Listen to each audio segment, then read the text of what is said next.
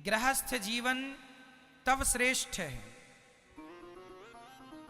जब गृहस्थ में रहकर भगवान की प्राप्ति की जाए। क्या किया जाए? गृहस्थ में रह के क्या किया जाए? भगवान की प्राप्ति की जाए। गृहस्थ आश्रम जरूरी है, पति जरूरी है, पत्नी जरूरी है, माता जरूरी है, पिता जरूरी है। ईश्वर संतान दे दे तो वो भी प्रसाद मान के रखो और अच्छे संस्कार दो, ये जिम्मेदारी है। और यदि संतान ईश्वर ना दे तो ना दिया, उसमें भी खुश रहो, ईश्वर की जो मर्जी। संतान नहीं दिया तो क्या हुआ? मोक्ष पाने के लिए शरीर ही पर्याप्त है। इस शरीर से भगवान को पाया जा सकता है। जो नहीं मिला उसकी चाहत ना हो, जो मिला हो उसमें संतोष हो। और एक बात बहुत समझने की है, मेरी मां, गृहस्थ जीवन में रह के भी व्यक्ति सन्यासी हो सकता है। आप गृहस्थ हैं, आपके संग पत्नी है, पति है, आपकी फैक्ट्री है, आपके पास पैसा है, गाड़ी है, घर है, बंगला है, सब कुछ है। भगवान करे आपको सब कुछ मिले, लेकिन सब कुछ होने पर भी आप इनसे जुड़े नहीं हैं, अर्थात चिपके नहीं। यदि आप सबको पैसे हैं पर पैसों से आपका कोई मोह नहीं है, पत्नी है पर पत्नी से जरूरत से ज्यादा मोह ना हो। कई लोग पत्नी के बिना परेशान रहते हैं। पत्नी जरा 2 दिन के लिए मायके चली जाए तो ऐसे लगता है इनको कि अब ये मर जाएंगे 2 दिन में ही। ये कौन लोग हैं? पल भर के लिए पत्नी के बिना नहीं रह सकते। ये कौन है? ये जरूरत से ज्यादा पत्नी से मोह कर रही, मोह है ये मोह। यही मोह तुम्हारा नुकसान करता है। पत्नी होना बुरा नहीं है, पत्नी से जरूरत से ज्यादा मोह होना बुरा है। पति का होना बुरा नहीं है, पति से मोह होना बुरा है। पैसा होना बुरा नहीं है, पति से जरूरत से ज्यादा मोह होना बुरा है। हम यही तो कहते हैं, काम धाम खूब करो, गृहस्थ में रहो, पर मोह ना हो। मोह यदि होना है तो केवल भगवान के चरणों का मोह होना चाहिए, केवल भगवान। यही ये गृहस्थ सन्यासी। एक सन्यासी होता है विरक्त सन्यासी। आपको यदि सन्यासी बनना है तो गृहस्थ सन्यासी बनिए। एक सन्यासी वो है जो सब छोड़ के जंगल चला गया, वो भी सन्यासी है। और एक आदमी अपनी पत्नी, अपने परिवार, अपने बिजनेस व्यापार को संभालता हुआ भगवान से सच्चा प्रेम करता है, ये गृहस्थ सन्यासी है। इसको गृहस्थ सन्यासी कहते हैं। है तो गृहस्थ में, पर जीवन सन्यासियों की तरह है। कोई चीज से लगाव नहीं है ईश्वर के सिवा। ये सन्यास, आप गृहस्थ में रह के भी सन्यास ले सकते हैं, आपको जंगल जाने की जरूरत नहीं है। इसे गृहस्थ सन्यासी कहते हैं। दशरथ जी कौन थे? गृहस्थ सन्यासी थे पत्नी, परिवार, पुत्र के बीच में, पर किसी से मोह नहीं था। मोह केवल राम से था। जानते थे कि ये भगवान है, इसलिए राम से प्रेम था। तो जहां गृहस्थी लोग भगवान से प्रेम करने लग जाएं, बस वही है उनका जीवन। सन्यास यही है। साधु, गृहस्थ में भी साधु होते हैं। कई लोग कहते हैं वो व्यक्ति बड़े साधु पुरुष हैं। साधु मतलब जो भगवान में ही लगे हैं, संसार से ज्यादा मोह माया नहीं है, काम क्रोध लोभ से जरा दूर है, तो ये घर का साधु, ये गृहस्थ साधु है। साधु बनने के लिए सब छोड़ने की जरूरत नहीं है, सबके बीच में रहकर भी साधु बना जा सकता। क्यों जी?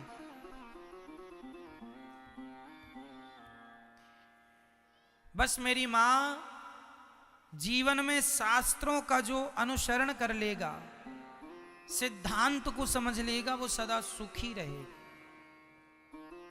भगवान कहते हैं गृहस्थ जीवन है जरूरी, निभाओ अपनी गृहस्थी, पत्नी, पुत्र, परिवार, सबके बीच में रहना है, पर भगवान को ना भुलाइएगा, ईश्वर को ना भुलाइएगा। पति की सेवा करना नारी का क्या है मेरी माँ?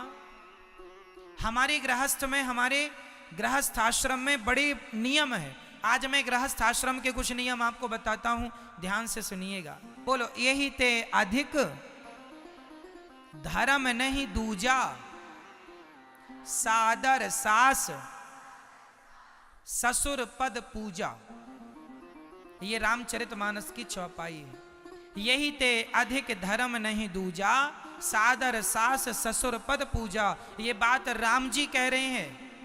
राम जी कह रहे हैं कि सीता, एक स्त्री का सबसे बड़ा धर्म है आदर के साथ अपनी सास का और अपने ससुर का पूजन करे, भगवान मान करके। ये एक नारी का धर्म है। नारी का धर्म है सास ससुर की भगवान की तरह पूजा करना। और दूसरा धर्म है एक ही धर्म एक व्रत नेमा, काय वचन मम पति पद प्रेमा। पति की सेवा करना, पति की सेवा करना और सास ससुर की सेवा करना। यदि स्त्री केवल ये 3 काम कर ले तो उसे बिना पूजा पाठ के उसे भगवान का धाम प्राप्त होगा, उसे कुछ करने की जरूरत नहीं है। लेकिन आज की स्त्रियां बस ये 3 काम नहीं करती, बाकी सब करा लो। उनसे सास की पूजा करने का ना कहो, सास को पानी देने को ना कहो, ससुर की सेवा करने को ना कहो, पति की सेवा पांव दबाने का ना कहो, बाकी तुम करा लो जो कराना है। व्रत करा लो, संतोषी माता, गुरुवार शुक्रवार शनिवार, इसका व्रत उसका सब कर लेंगे, है ना, सारा व्रत कर लेंगी महाराज। बस ससुर की सास की और पति की पूजा करने का ना बोलना, बाकी सब करेंगी हम। लो, तो फिर तुम सब करो, सब बेकार है। शास्त्र तुम्हें 3 काम बता रहे हैं। स्त्रियों के 3 काम है, चौथा कोई काम नहीं। 3 काम कौन कौन? पहला काम अपने सास ससुर की सेवा करना, दूसरा काम अपने पति की सेवा करना, और तीसरा काम अपने बच्चों को सुंदर संस्कार देना। ये काम है स्त्री का, बस स्त्री का, इससे ज्यादा कोई काम नहीं है। लेकिन आज की स्त्रियां ये ना करके बाकी सब कर रही हैं। सही है मैया? कहो कि सास की सेवा कर। अरे महाराज, कल मुही सास है हमारी, क्या सेवा कर ले? मरती नहीं है। लो, बहुत सारी बहुएं आज की तो गाना गाती, कब सास मरेगी। ऐसी ऐसी बहुएं पाई जाती हैं भारत में कि जिनकी सास बुढ़ापे में अकेली बना बना के बेचारी खा रही है, बूढ़ी माता। ये बहू इतनी निर्दयी है से दया। मैं सारी बहुओं को नहीं बोलता, क्षमा कीजिएगा, जो बहुएं ऐसी हैं उनके लिए बोल रहा हूं। सारी बहुएं बुरी नहीं हो सकती। ये धरती यदि टिकी है तो कुछ अच्छे लोगों के बल पर ही टिकी है, ठीक है।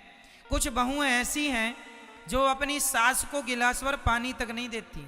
बूढ़ी माँ बना बना के खाती है बुढ़ापे में, उससे बनाया नहीं जा रहा है, लेकिन बना रही है।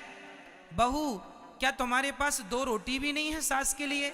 अरे 2-4 रोटी तो आदमी कुत्तों को डाल देता है, लेकिन तुम इतने निर्दयी इंसान हो कि तुम्हें इंसानों पर, चलो सास मान करना सही, अरे घर के द्वार पर कोई भिखारी होता है ना, लोग उसको भी पेट भर रोटी देते हैं। लेकिन आज की बहुएं अपनी सास पर जरा से भी दया नहीं कर रही हैं, अकेली बना के खाती है और ये बड़े घमंड में है। महाराज, हमने तो बोला, सास बोलती ही नहीं है। अरे सास भले ना बोले, तुम तो रोज पूछो माँ जी भोजन करेंगी, ये भोजन कर लीजिए। तुम्हारी सास भले दुष्ट है, तुम कहती हो कि महाराज हमारी सास दुष्ट है, सुनती नहीं है। कोई बात नहीं, तुम्हारी सास भले दुष्ट है, पर तुम अपना कर्तव्य पूरा करो। सासू माँ, माँ जी भोजन कर लीजिए, वो करे ना करे चूल्हे में जाए, पर तुम अपना फर्ज तो पूरा करो। तुम भोजन दो से, तुम जाके बैठो 5 मिनट सास के पास, पांव दबाओ। सास ना दबाए वो सास की मूर्खता है, पर बहू तुम अपना कर्तव्य करो और वाणी सदा अच्छी बोला करो। अब ऐसा नहीं कि सास के पांव दबा रही हो और बोलते अरे बुढ़िया कब मरेगी। ले, अब पांव दबाती जा रही और कहती जा रही कब मरेगी, तो सास ऐसे में पांव थोड़ी दबाएगी। वाणी जरा मधुर हो, वाणी जरा। आदमी धन दौलत का भूखा नहीं है मेरी माँ, हर व्यक्ति प्रेम का भूखा होता है। इसलिए प्रेम में पशु और पक्षियों को भी वश में किया जा सकता है। प्रेम से किसे किसे वश में किया जा सकता है? पशु पक्षी भी प्रेम की भाषा जानते हैं। आप किसी गाय को रोज हाथ फेरना शुरू कर दीजिए, 10-15 दिन बाद ही वो गाय आपको देखते ही आपके पास आ जाएगी। वो भी जानती है कि ये व्यक्ति मुझसे प्रेम करता है। आप किसी कुत्ते को हाथ फेरना शुरू कर दीजिए, वो कुत्ता आपकी आहट पाकर आपके पास आ जाएगा, क्योंकि कुत्ता और बिल्ली भी प्रेम की भाषा समझते हैं। हाँ या ना? आप किसी चिड़िया को रोज हाथ फेरिए और उसे दाना खिलाइए, वो आपके पास आने लग जाएगा। अरे चिड़िया, पशु पक्षी प्रेम की भाषा समझते हैं, तो तुम्हारी सास भी प्रेम की भाषा समझेगी। प्रेम करो तो सही, प्रेम के शब्द बोलो तो सही। अब तुम जहर उगलोगी और जहर के साथ ले बुढ़िया खा ले, ऐसे में कौन खाएगा? प्यार से खिलाओ। इसलिए प्रेम, सास के चरण दबाओ, ये सोच कर कि हम भगवान के चरण दबा रहे हैं। सास को भोजन कराओ ये सोच के कि हम भगवान को भोजन करा रहे हैं। बहू का धर्म है कि वो अपने सास ससुर की पूजा करे। वाह, कितनी उच्च कोटि की बातें हैं। आप समझ लें तो बहुत अच्छा है, आपका घर स्वर्ग हो जाएगा। लेकिन आज बड़ी विडंबना ये है कि बहू अपनी सास को तो रोटी देती नहीं है, माँ को फोन लगाकर माँ आपने भोजन कर लिया? अब वहां माँ रो रही है ना, बेटा तेरी भाभी ने भौजाई ने नहीं दिया। अच्छा बात कराओ, क्यों भाभी आपने माँ को भोजन नहीं दिया? अरे तू भी तो भाभी है, तू क्यों नहीं दे रही अपनी सास को? खुद तो नहीं दे रही अपनी सास को, और वहां माँ भूखी मर रही है तो बोल रही है माँ को तुम क्यों? अरे दुनिया की हर बहू अपने सास की सेवा करने लग जाए तो सारी बेटियों की माँ सुखी हो जाएगी कि नहीं? लेकिन तुम अपनी सास की सेवा करना नहीं चाहती हो और अपनी माँ को दुखी देखना नहीं चाहती हो, कैसे होगा? हर बहू अपनी सास को माँ की तरह रखने लग जाए और हर सास अपनी बहू को बेटी की तरह रखने लग जाए तो हर घर स्वर्ग हो जाएगा, हर घर मंदिर बन जाएगा। लेकिन इतनी सी बात ना जाने आपको कब समझ में आएगी, जरा सी बात। आजकल का आदमी ईर्ष्या, द्वेष, नफरत, घृणा से भरा हुआ है। जरा सी किसी ने बातें कह दी, वो बातें लिए बैठ जाता। अरे हमें तो सास ने ऐसा कह दिया, हमें तो ससुर ने ऐसा कह दिया, हमें तो पत्नी ने ऐसा कह दिया। अरे रात गई बात गई, कह दिया सो कह दिया, क्या फायदा हो गया इन बातों को लिए बैठने से? भैया भूल जाओ, जिंदगी जीना है तो बातों को भूलना पड़ता है। क्यों जी? समय पर देखो ना, यदि जख्म हो जाए हाथ पर तो समय पर जख्म भर जाते हैं कि नहीं? घाव भर जाते हैं कि नहीं? बिल्कुल ठीक हो जाता है कि नहीं? जब प्रकृति ने हमारे शरीर को ऐसे बनाया है कि कहीं घाव हो जाए तो समय पर भर जाता है। तो जब आपके जीवन में पत्नी के शब्दों का घाव हो गया, पति के शब्दों का घाव हो गया, सास ससुर के शब्दों का कोई घाव हो गया, तो समय आने पर भर लो। कब तक वो घाव लिए बैठोगे? कब तक उन बातों को लिए बैठोगे? खत्म करो उन बातों को। आदमी गुस्सा में कुछ भी बोल देता है, गुस्से के शब्दों का कोई मूल्य नहीं होता। मुझे क्रोध आ जाए, मैं आपको कुछ बोल दूं, तो वो तो क्रोध में बोली गई बातें हैं, उनका कोई मूल्य नहीं है। लेकिन आजकल का आदमी ना बड़ा टेढ़ा है, वो गुस्से की बातों को पकड़ लेता। अरे आपने हमें ऐसा बोला था, अरे तब गुस्सा था पगले, तब क्रोध में बोला था। तब किस में बोला था? क्रोध में आदमी शैतान हो जाता है, क्रोध में आदमी अपना ज्ञान भूल जाता है, अपना विवेक नष्ट कर लेता है। इसलिए क्रोध की बातों को ज्यादा माइंड नहीं किया करो। उन बातों को लिए बैठने से तुम्हारे रिश्ते केवल बिगड़ेंगे, कभी सुधार नहीं हो सकता। छोटी छोटी बातों में झगड़ा ना हो मेरी माँ, समझदारी से जिंदगी जिया करो। थोड़ी दिन की जिंदगी है, आज हूँ कल रहूँगा कि नहीं कौन जानता है। इसलिए आओ प्यार मोहब्बत की बातें, अच्छी अच्छी बातें कल आज कर लें। लड़ाई झगड़ा करने से क्या होगा?